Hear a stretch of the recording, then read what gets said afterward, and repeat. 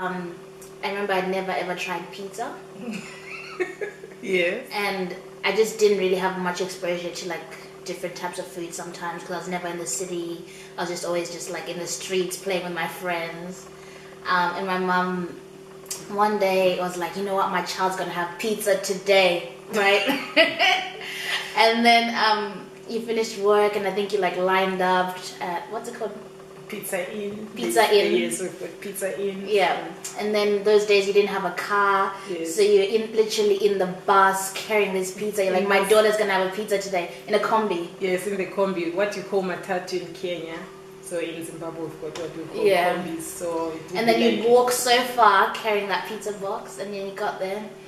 And what, did I even try it?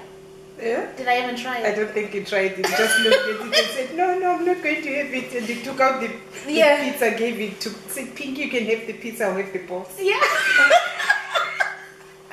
I just wanted the box so I could play with my Barbie dolls. Barbie dolls. How bad you just give me the box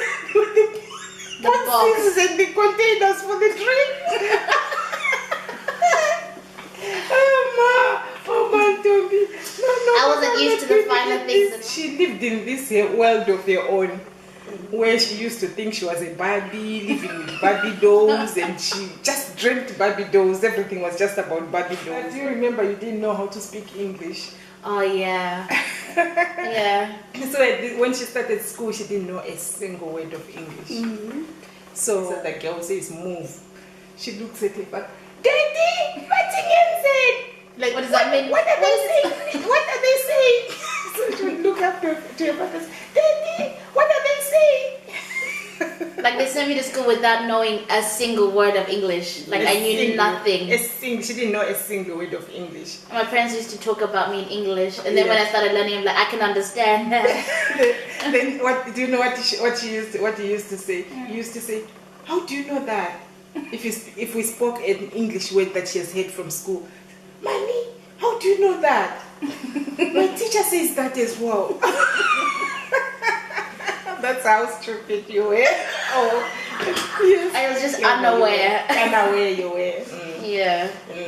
I was just used to speaking Ndebele all the time. All the time. I was basically like, I was raised in the streets, Mama. Like, just not always in the playing streets, in the streets. In the ghetto. Yeah, like a ghetto child. Because one time your dad took you to visit some friends in the low density suburbs. So when they got there, first thing she said, Daddy, where are people? There's no one here.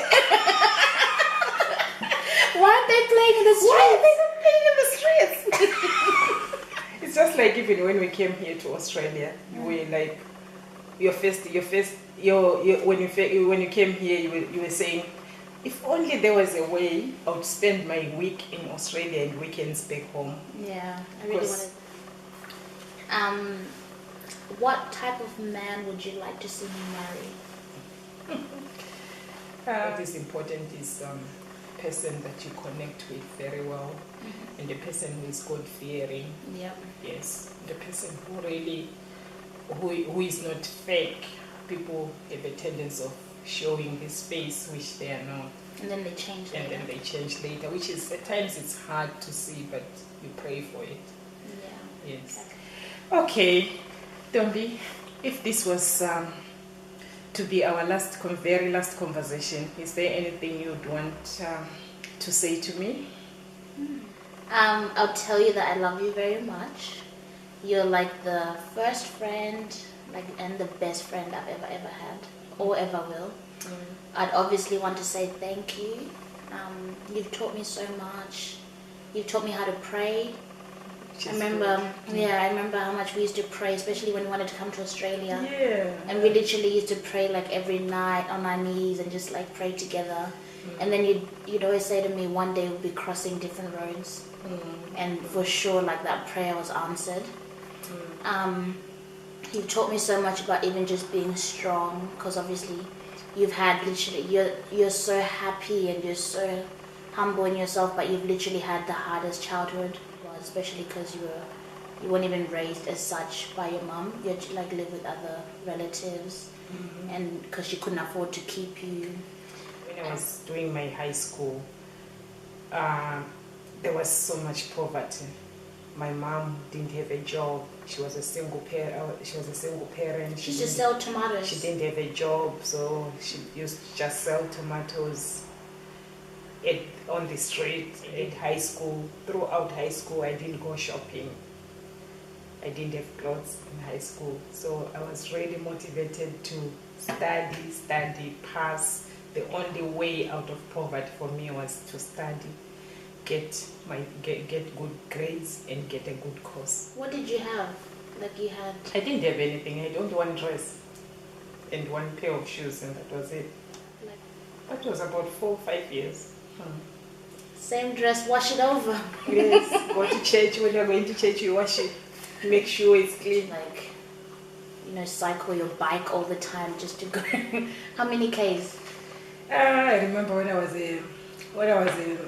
maybe 15. Yeah. I would cycle 35 kilometers that would be 70 kilometers in a day. Yeah. On a dirty road. Dust road. Yes, if I say a road that way, and the bike was not good quality bike with those thin wheels that would go deep into the sand. So there was war, there were no buses, and we needed some supplies. So I was there. Yeah. I would cycle 70 kilometers a day. Basically, I used to do that. I look at myself now and say, how on earth did I do that? Yeah. At 15, you open yourself up, learn new things. I've been learning And all you're still these learning. years, and I still learn. You come here, I save you. It's like I've been saving people, but it's something that I learned when I was an adult. I didn't grow up knowing how to set a table because there was no table to set. Yeah, I didn't grow up knowing all these things. It's some of the things that you teach yourself as you grow. People talk about recipes. I've got my mother. I don't have my mother's recipe. There's no recipe because there was no baking being done in the house. Yeah. Yeah. Maybe the recipe I have is for some of the traditional foods, which are not, our palate was very limited. There was not much really. And there are no recipes, with Africans, everything is in your head. Yeah, they just throw in ingredients from their head. It's crazy. Basically, because you grew up so poor, and then when you started working, everything you earned, you just started building up your family. Yes. You started, you educated your brother. Yeah. You took him through school. There was no shopping for me when I started working. No. And it was like I needed to put things together for the whole family. Yeah. And it Just didn't even like end setting there. up my own family. And also even just, you had cancer in 2000. No, not 2000. 1994 when you were born. Yeah. I had Hodgkin's cancer, and I had to be treated for Hodgkin's. Yeah. That's a cancer of the lymph node. So I had to go on chemotherapy. I was very sick, and I remember that time it was like you were so used to having a sickly mom. Every time you wake up and come, Mommy, how are you feeling today? Every time you maybe go out and stand by your gate, my mom is sick today. Yeah. She has not gone to work because she's sick. Yeah. So that's how you would, all your friends would know that Ntombi's mom is sick today. That's the thing. Despite all the adversities and the trials, you've been so strong. Look at you now. I just commend you for just being such a strong woman and just teaching me so much. I've seen you cry once, and even that was by accident. I remember one time, I'm not sure who passed away, and I saw like one tear and she like ran off into the other room, but I could hear it, and that's the only time, the only recollection I have of you crying. In life, you go through these things to, maybe they strengthen you. Yeah. Or they make you a better person. Yeah. You are not supposed to, maybe they say, you're not supposed to let them take over your life. Yeah. You're supposed to learn from them and be strong and get out of it. That's exactly what I've done. I've managed to do, because if you get diagnosed sometimes with some of these diseases, like in Africa, people start telling you a lot of stories. Yeah. You have been bewitched. Yeah. We can take you to this prophet or take you to this healer. I would not take all those. You just advice.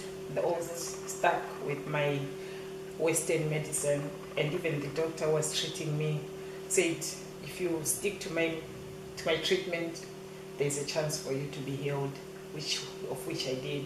Because in Africa, people have that tendency of, you get that diagnosis, they whisk you away from the hospital, take you to the ngangas, take you to these spiritual healers, blah, blah, blah, and then you complicate and die. Yeah.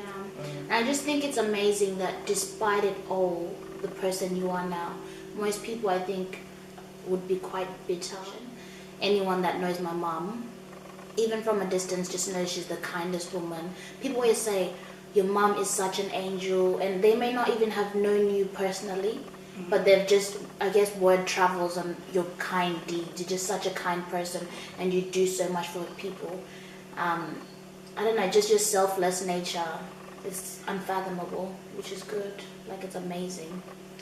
Thank you, Ntombi. Yeah. Thank you for that. I have a question. Do you wish you could have had more children? Yes, I wish I could have had. Because you were always lonely when you were young. You used to ask, when are we having a baby? Yeah. Yes, you used to think babies were bought, and I would say, no, Ntombi, we're still saving. Once we have more money, we'll buy another baby. And then you go to your friends, my mom is still saving for a baby, for our baby.